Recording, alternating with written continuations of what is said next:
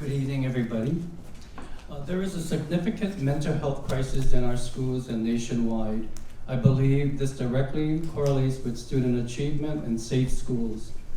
And it's not only about unsafe facilities. It's more than that. From recent surveys, middle and high school students were asked if there was any adults on campus that they could go to when they felt sad or lonely. 40 to 50% said no. Amazing, isn't it? We're all the compassionate adults that should be on campus. The third highest suicide rate in the United States are 10 to 24. And when asked why, to those who survived an attempted suicide, they said, it's a sense of hopelessness. My name is Godwin Higa, retired principal for 20 years and the first trauma-informed restorative justice school in San Diego.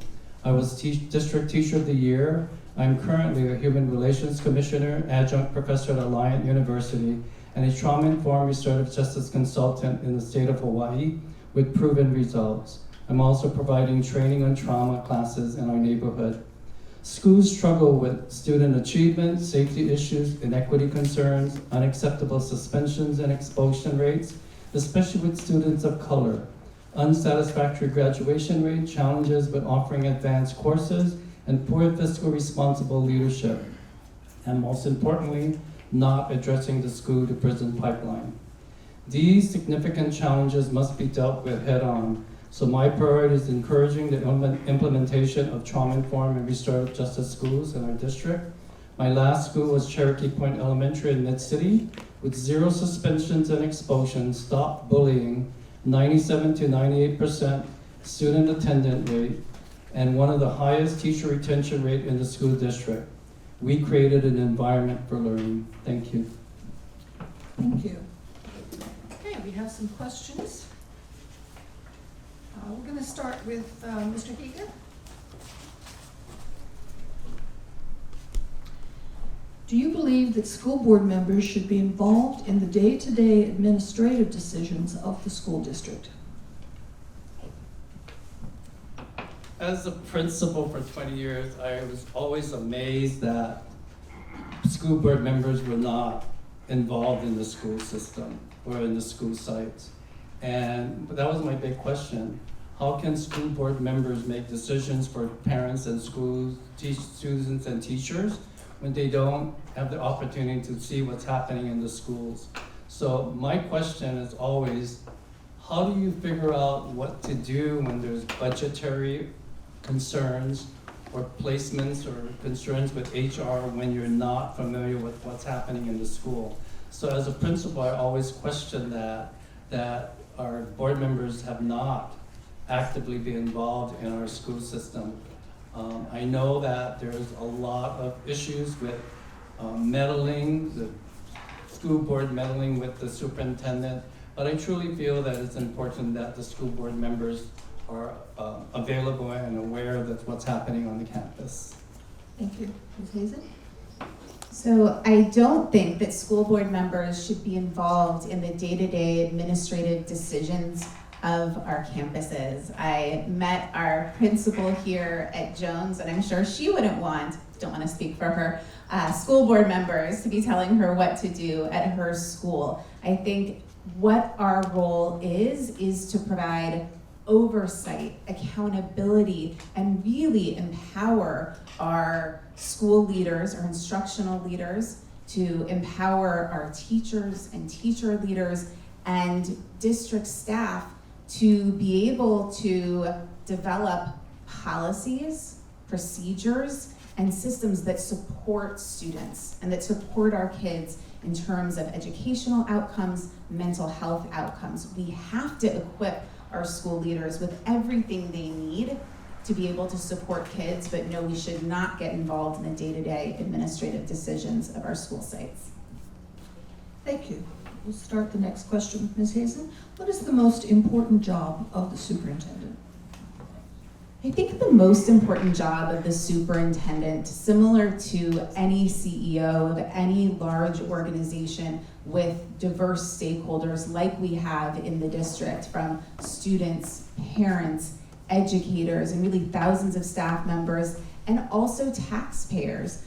Their job is to set strategy in partnership with the community and in partnership with board members, and really to manage the work of our schools, of our facilities, to make sure that what is happening with construction is happening according to plan and in alignment with bond requirements.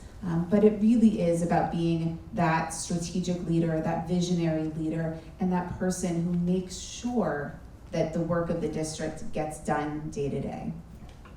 Thank you. Mr. Higa? I believe that the superintendent's main job is to focus on student achievement. So what that involves is getting to know their principals, getting to know the teachers, the district staff, but more importantly, really understanding how to create assessments so that we can look at the achievement gap, we can look at what they can do to help. The superintendent is the leader of the schools, and he should be, Lamont Jackson should be aware of what's happening in the school system so that they can provide help in the schools and also provide staff development. I think staff development is a major priority of a superintendent to make sure that the principals, the teachers, and district staff are well versed in what they're doing.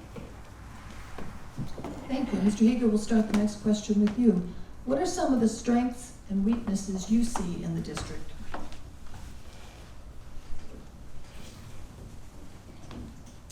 The strength and weaknesses. Some of the strength that I believe in is having a really good plan. I think that our new superintendent, with his background as a principal, a teacher, and an area superintendent, have that ability to create a plan that will be conducive to learning. And like I said, his involvement with the training of teachers and staff, his district staff should be very positive and educated in a way that we can help all the staff members. Some of the things that I'm concerned about with the district right now is the fiscal responsible leadership. As a principal of a Title I school, I always felt that it was unfair the way they distributed monies to different schools. So some of the criticism is, do we have enough funding and where are the fundings coming from? So as a board member, I'm really going to look into that. Thank you. Ms. Hazan? So I don't want to focus solely on weaknesses, so I will start with a strength. And I think one of the things the district does well, and something that I was pleasantly surprised by when the pandemic began as a parent, we saw that the district made sure every student had their own laptop, right? So the district has done a good job making sure students have access to technology, and I think that's important. But there are so many weaknesses and so many things we just aren't doing well. And one of the things I've noticed is that there are good things happening at individual schools. And often it's because we have great principals. What we need to do as a district is scale effective solutions. So whether it's building trauma-informed schools, whether it's using restorative practices in a way they are meant to be used, or the rollout of TK, so many things we need to do better. Thank you. Ms. Hazan, I'll get that right in a minute. I know, 2 H's. We'll start this question with you. Regarding budgeting, what would you do to retain employees and attract new employees? So I worked for many years as a senior nonprofit executive here at Jewish Family Service, so one of San Diego's largest social service agencies, and was responsible for hiring. And we exist right now in a really challenging hiring environment. We know we have significant shortages, and so we have to do whatever it takes to attract, cultivate, and retain teachers. So specifically, that means providing competitive compensation. It means offering great healthcare benefits. It also means providing supportive environments where teachers aren't burning out. It means taking things off of teachers' plates so that they can focus on what they do best, provide classroom instruction, And we need to make sure we have counselors and school psychologists and all of the support staff to do all of those other things. But really, I think it is looking at best practices from every sector to recruit, retain, and support our educators and all school staff. Thank you. Mr. Higa? Earlier I mentioned about trauma-informed and restorative justice schools and the amount of retention, the 50% of teachers in Hawaii were retained. And I know that with the COVID situation, we're having a difficult time keeping teachers and recruiting teachers, but when looking at the $3.2 billion Measure U, I was pretty excited that they're using some of that money for housing, and I think housing is a big issue in Los Angeles, here and in Hawaii. And so I think focusing on supporting teachers in their everyday lives is really important. I'm an educator for 35 years, and I've been a teacher, and I know what this is all about. But I think focusing on the housing and salaries is very important. And so I support the Measure U because of all the things that they're doing to support teachers and staff. Thank you. We'll start the next question with you, Mr. Higa. How familiar are you with the curriculum being taught in our school district? Curriculum with what? Question just says curriculum. In the district. General curriculum. Everything, all of it.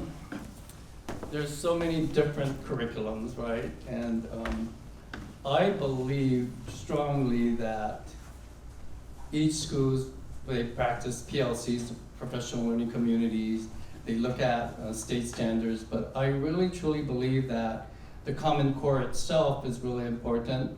I did not like the No Child Left Behind standard assessment because it was rote memorization. Now the Common Core, when teaching it and having teachers do it, it's all about conceptual understanding and working with, and when I trained my teachers about curriculum and lesson plans, we looked at essential questions from the standard and developed lesson plans from those essential standards, and that really made it very clear to teachers that it's not as difficult, because we know that there's so many standards in the Common Core that you are not able to do it in 1 year. So we really focus on that. Thank you. Ms. Hazan?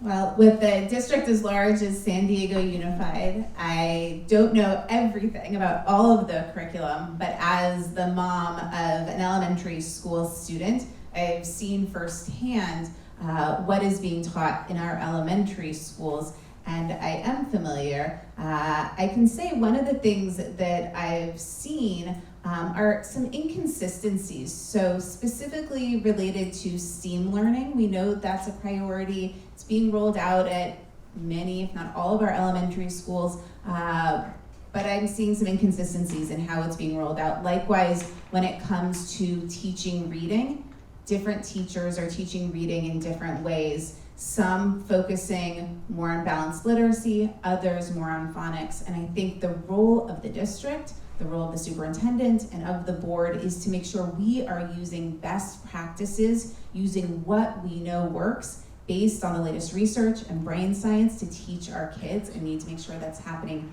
everywhere. Thank you. We'll start the next question with you, Ms. Hazan. What do you think is the greatest challenge in San Diego Unified regarding special education? I think there are a lot of challenges. I have had many conversations with parents and with leaders of our CAC, which is the committee that oversees special education volunteer committee for our district. One of the things I learned that's extremely troubling to me is how behind and frankly out of compliance the district is when it comes to doing assessments of our youngest students who may have disabilities. There's a significant backlog, and we are not making up ground fast enough. And in the meantime, students who likely are eligible for services aren't getting them as a result. For me, we have got to do better. We have got to hire the staff and invest in the services and assessments that students need so that students and families get what they deserve under the law. Thank you. Mr. Higa? Special ed as an administrator has been a thorn on my side for many, many years. There's a lot of issues with special ed that I'm concerned about. Misdiagnosing, misclassifying students. We did not look at the number of trauma that students go through, but we're identifying students with ED, which is emotional disturbed kids. So at Cherokee, we stopped everything and said, we need to ask the parents if the child went through so much trauma in their lives that affects the brain. And so when we started doing that, we realized that all these years we were misdiagnosing and misidentifying students and referring them to special ed. But I was on a committee where the school district had a big lawsuit, and they asked certain principals to come. And they realized that the district was trying to get programs, those boxes with different side angles, and we're pushing kids into all these different programs that did not meet the needs of the kids. So that's where mainstreaming and alternative ways of instruction started. Thank you, Mr. Higa. We'll start the next question with you. I'm going to combine two questions here because one is basically a yes or no answer. Have you been attending school board meetings? How many? And would you be a part-time or a full-time board member? I've attended school board meetings as an administrator, especially when there's issues that concern the schools. And I watched it, and I realized on Zoom, and I realized that there are many situations where board members are voting on things that they really did not look into, or they did not read the background of the situation or policy. So it really concerned me, and my question, and another question there was, I wonder how much time does school board members really look at the issues before they take a vote? And so that is a big concern to me, because there are resolutions that are passed and it's never implemented in the way that it was said. And there are so many resolutions when you're listening to their comments that their comments have nothing to do with Islamophobia or anti-Semitic type resolutions, where what are the process that they're going to go to make sure that there's no bullying that's happening in the schools. And so just listening to the board members, I really feel that they're not looking at the resolutions or policies before taking a vote, and that concerns me. Thank you. Ms. Hazan?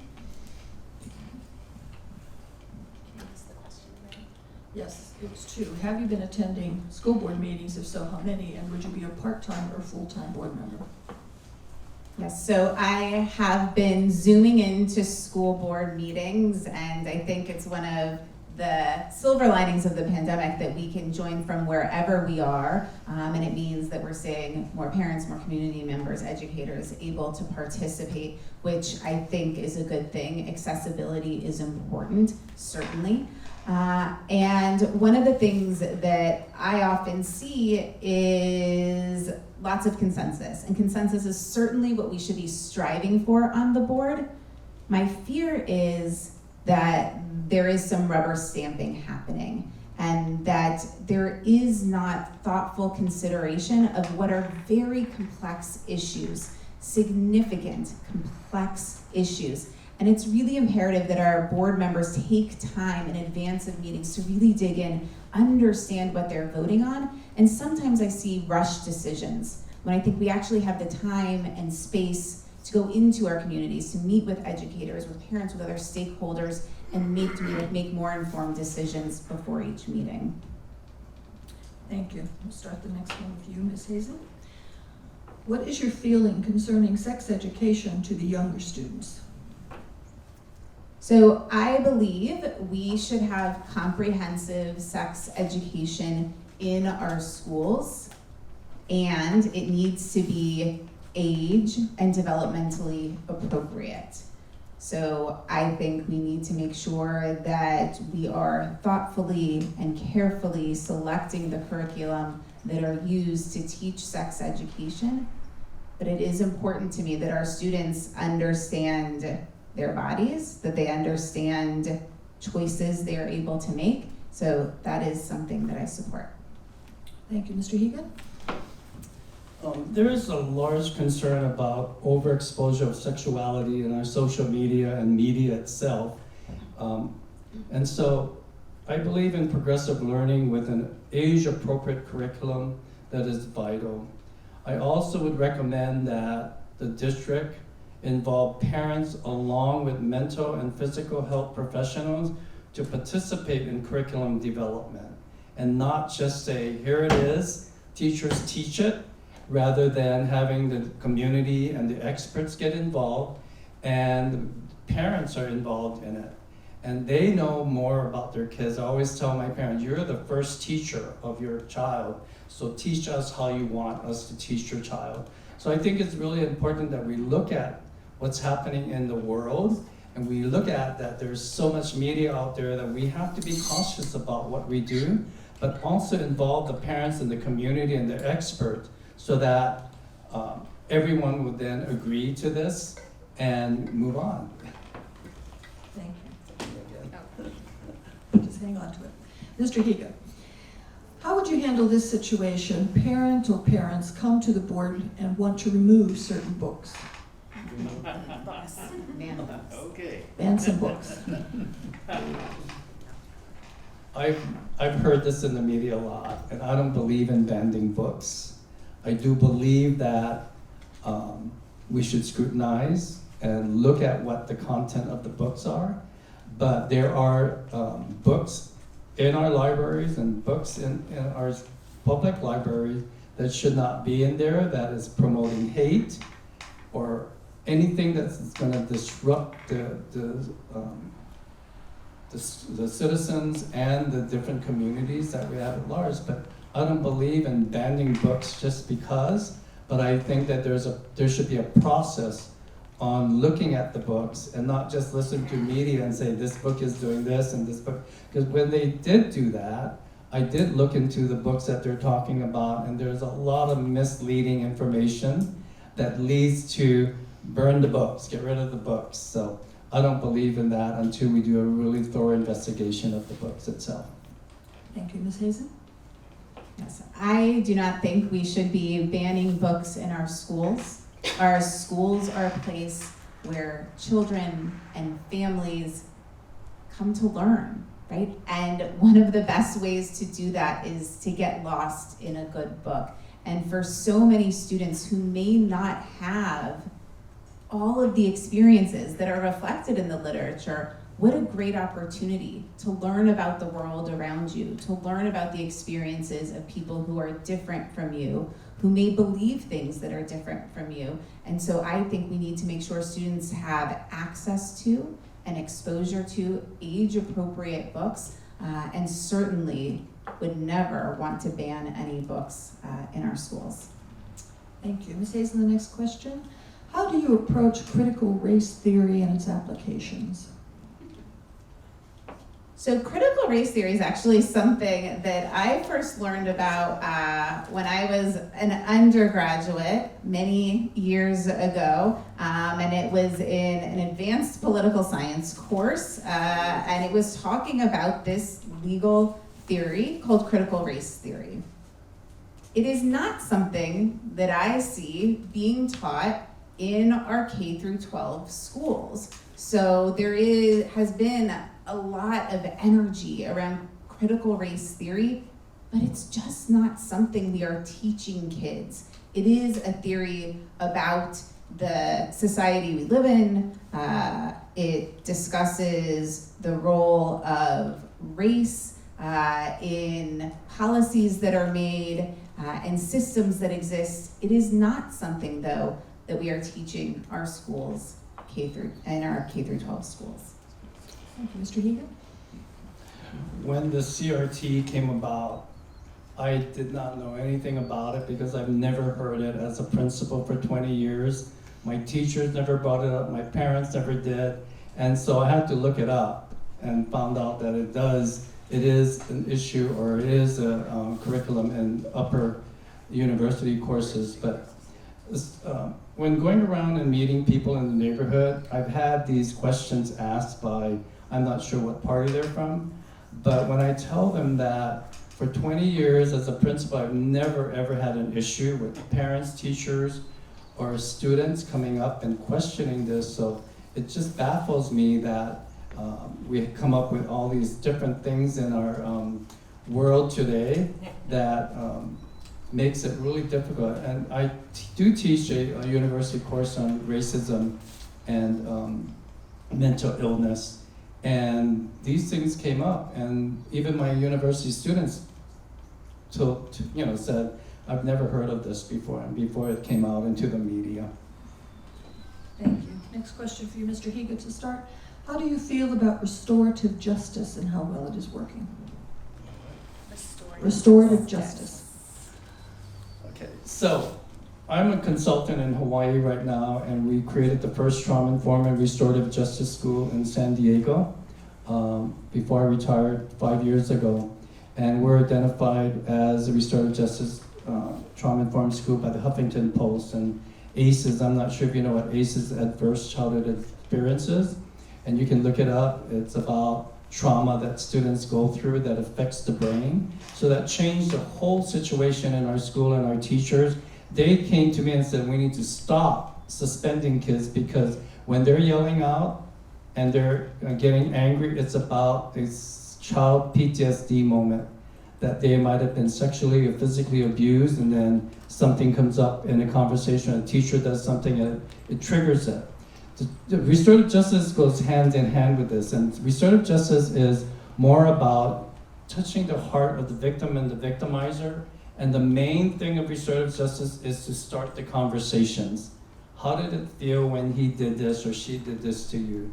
So touching the heart of the victim and the victimizer is one that restorative justice is the goal of restorative justice in our school, and it does work.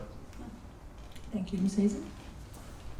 So I support the district's restorative discipline policy, which is being rolled out district-wide, and I also support the development of trauma-informed schools. In fact, on the Children and Families Commission, First Five California, where I'm vice chair, I worked alongside Nadine Burke-Harris, who really is one of the nation's leading experts, and our former Surgeon General in California. She's also endorsed me. And we did work at the state level to make sure we are screening for ACEs, adverse childhood experiences. And it's actually something that I think we need to do more of in our schools. While we have this great policy in San Diego Unified, we are not seeing it used consistently at every school. And as I talk to teachers, I hear many who don't quite know exactly what they're supposed to do in terms of restorative discipline.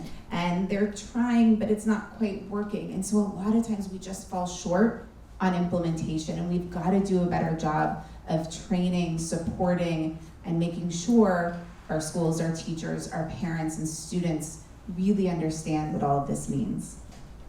Thank you, Ms. Hazan. We'll start this next question. Trans issue, i.e. restrooms in sports.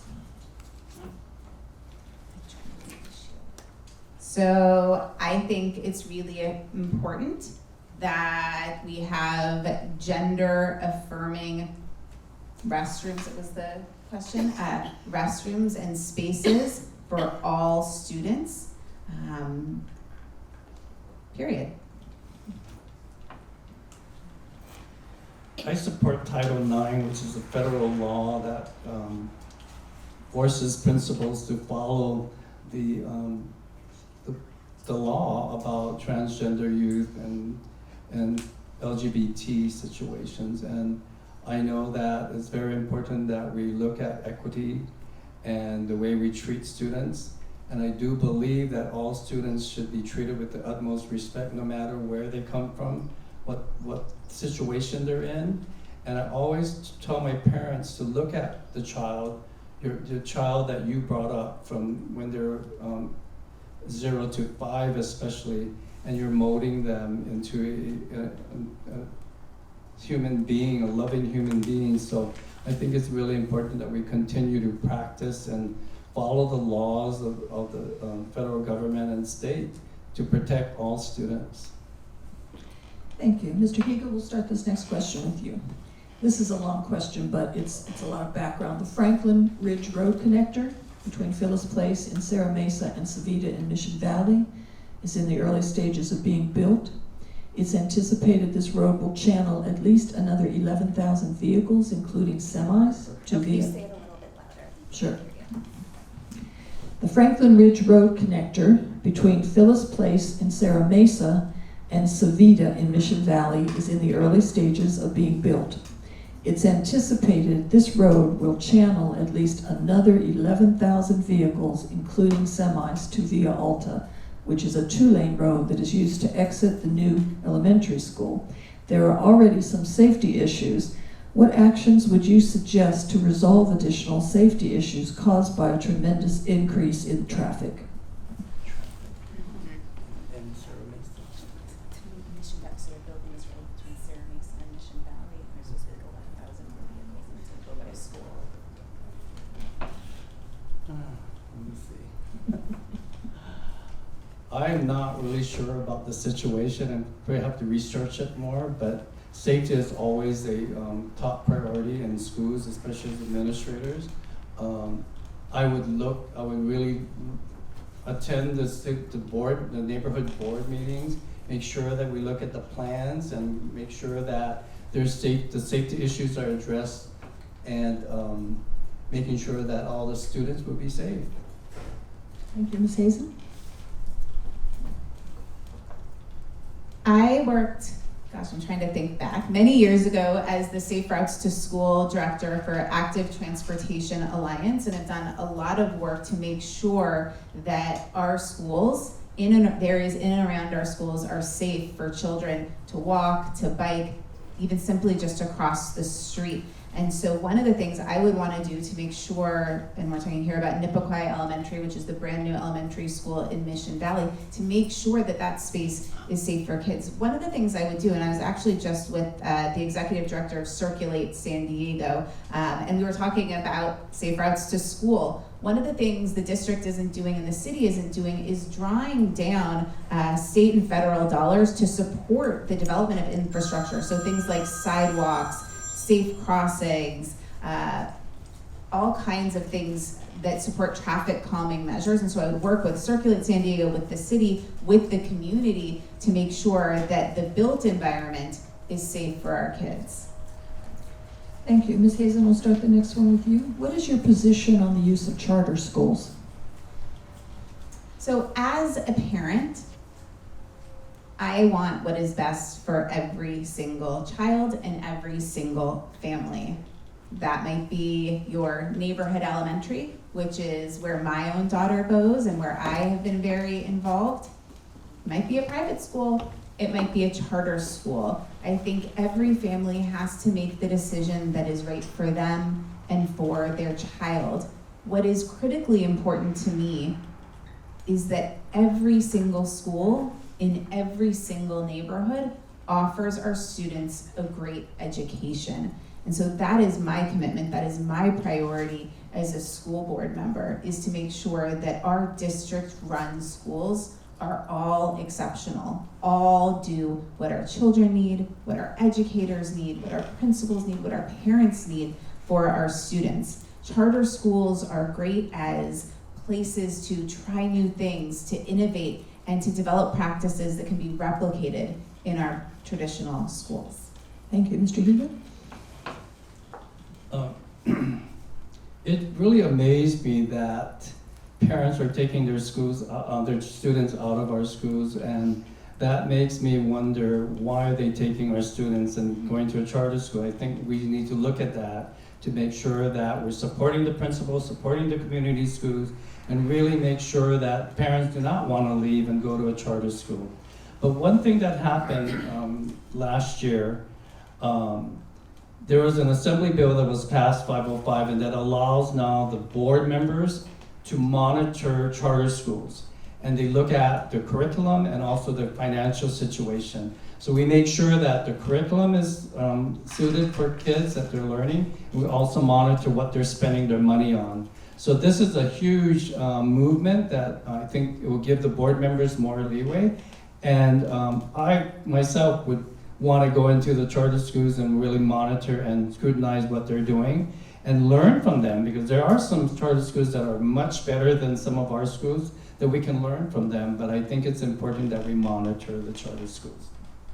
Thank you. Mr. Higa, we'll start this one with you. How would you communicate with the district employees? Employees. Communicate. I know that communication is one of the most difficult situation. I know that when we had community meetings, the district would send out 20,000 flyers, like tonight, for instance. We spend so much time and money to communicate to our parents, and then 5 parents show up. But I think that what's really important is the principal communicating to their parents at principal chats, parent meetings, and do it like a grassroots type, on the ground type communication to parents. The parents of the school are the most important, and start there. But I think that it's really important that the district board, superintendent, really communicate and have a transparent communication for all their employees to be able to extend whatever issues that they have, and make sure that they understand that, because when we have a lack of communication, a lot of situation happens that is negative or misunderstood. Thank you, Ms. Hazan. And the question was specifically about communicating with district employees? Yes.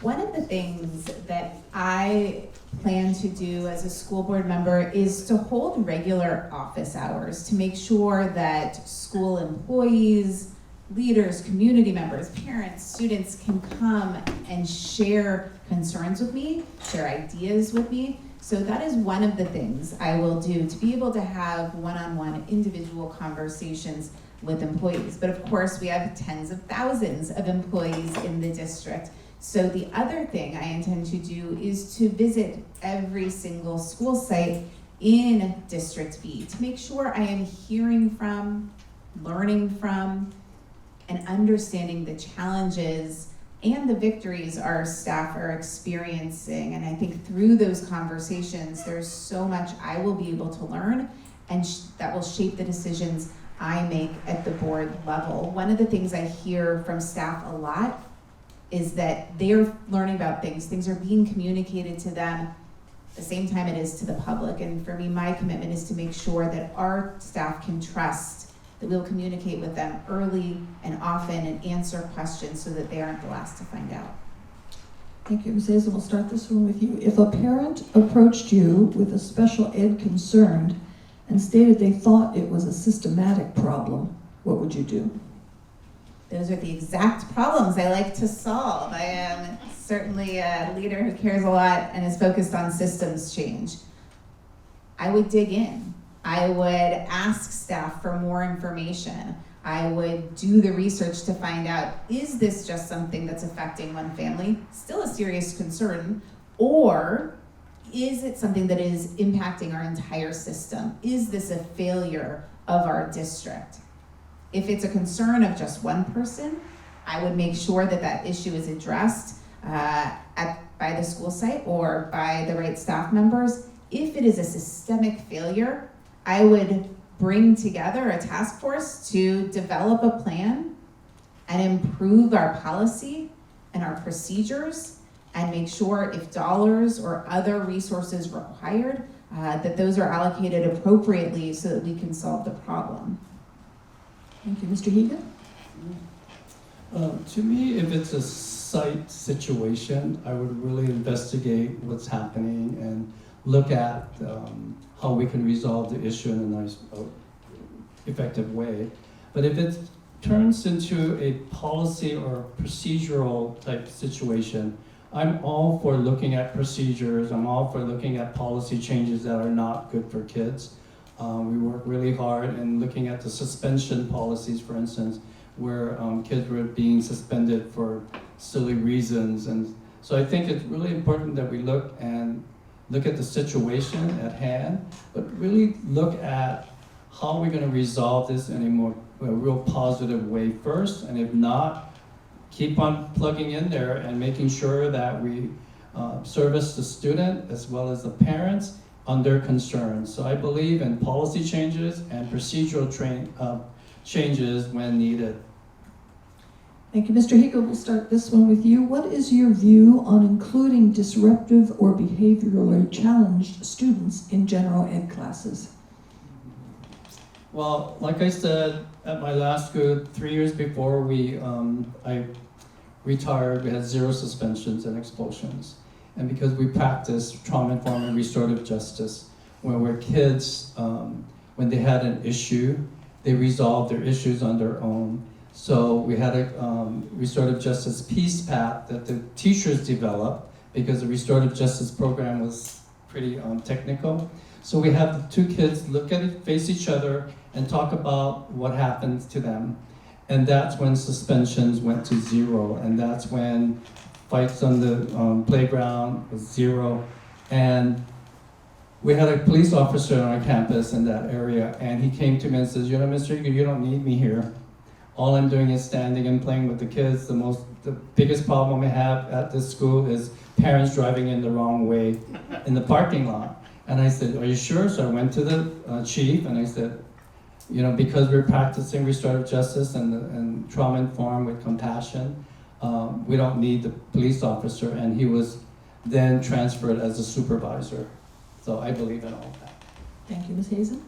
Yes, I think you have 2 champions here for building trauma-informed schools and using restorative practices. And I think the work that Godwin just described at Cherokee Point and that we see happening in other schools demonstrates that it can be successful. These are problems we know how to solve in ways that are student-centered, where we are not suspending or expelling or putting children on this school to prison pipeline, but instead treating them with dignity and with respect. And I say all of that recognizing that it's not easy, right? We have both been classroom teachers.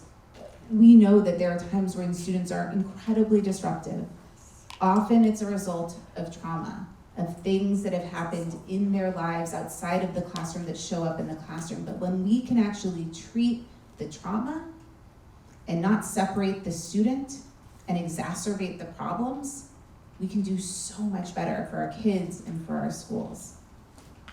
Thank you. Ms. Hazan, we'll start this one with you. Where do you stand on the current bond issue? I am a supporter of the current bond issue, particularly because what will happen is when this current bond sunsets, this new one will take effect, so the impact on taxpayers will be nothing. So we will not have to pay more money. It will be essentially a continuation of the bond we currently have.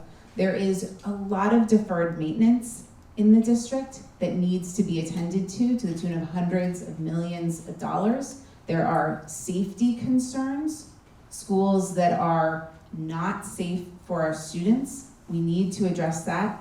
And there are other schools that simply are old and have not been updated in many years. My own daughter goes to one of the oldest schools in the district. It's nearly 100 years old, and thanks to current bond dollars, the school is undergoing a whole school modernization to really bring it up to 21st century standards, and that's something that I'd like to see at all schools. Thank you. Mr. Higa? I am 100% for the Measure U bond. I've been through so many different bond measures that really improved our schools. When driving around Hawaii, there are crumbling schools, and I'll say, don't you guys know about school bonds that can support the...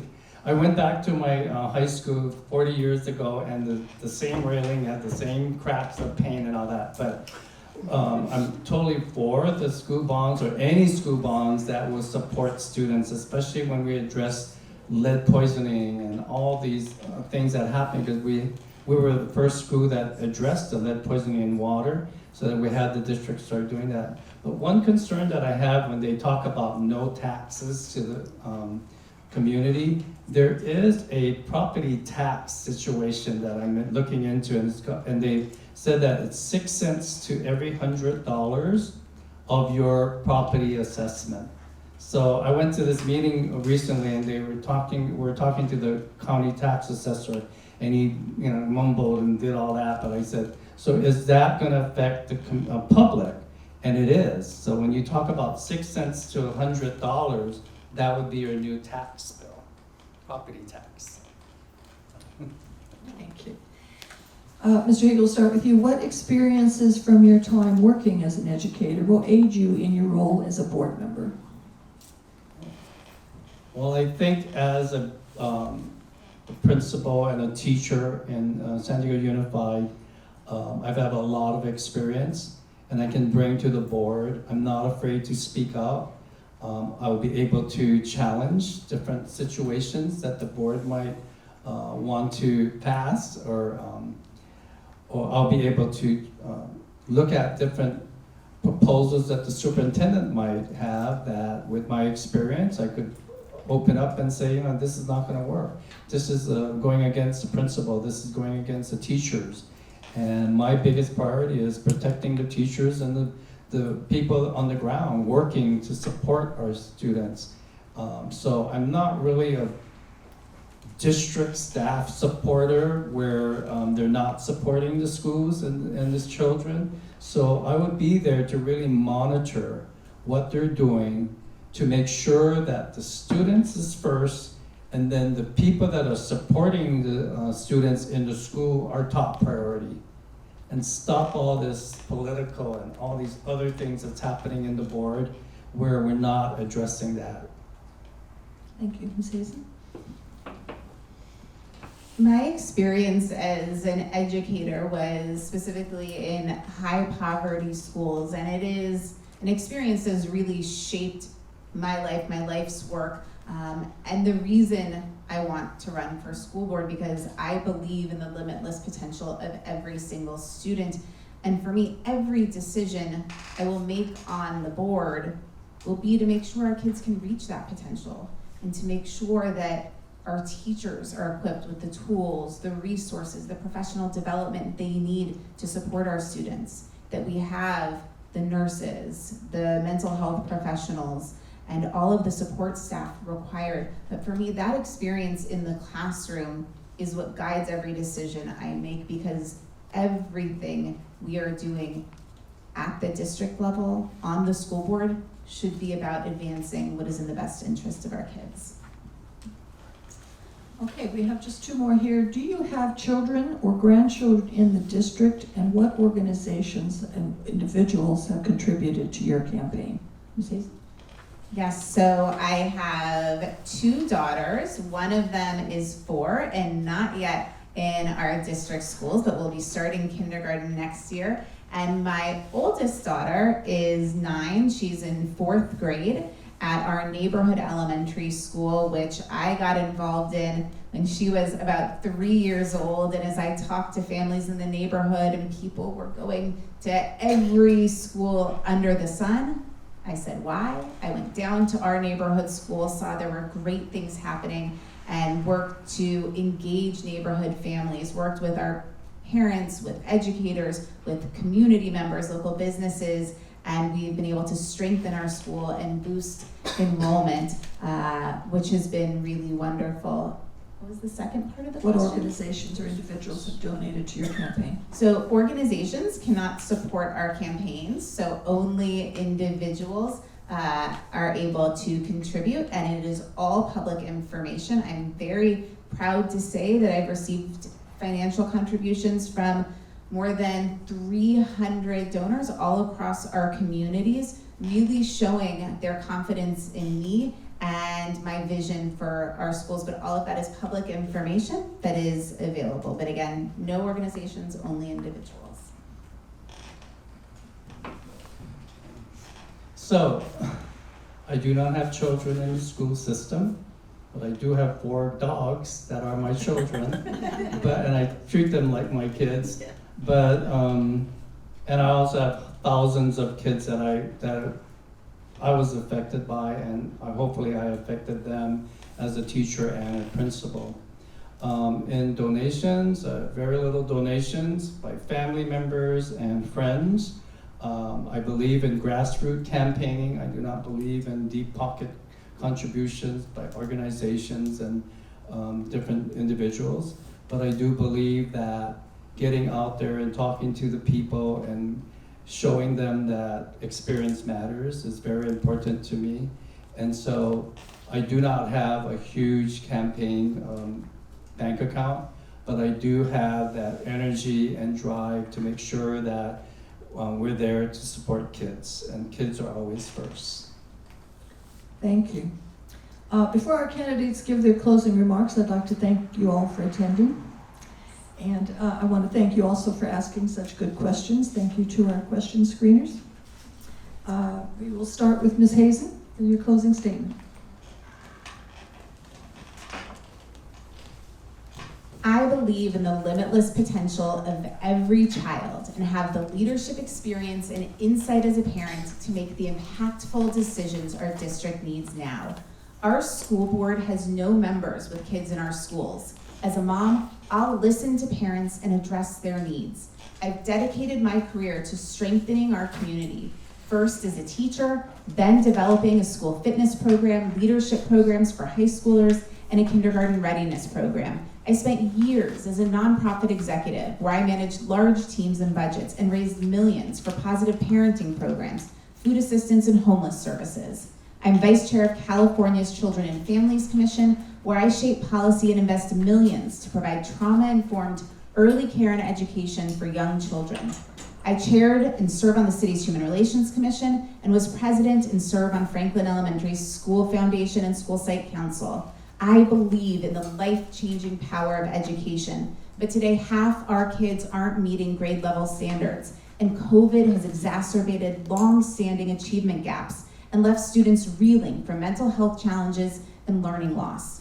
Despite these challenges, I'm optimistic about what we can achieve with clear goals and thoughtful plans centered around students. We must use meaningful data and research-based practices to guide our investments, develop success metrics, and implement systems of accountability.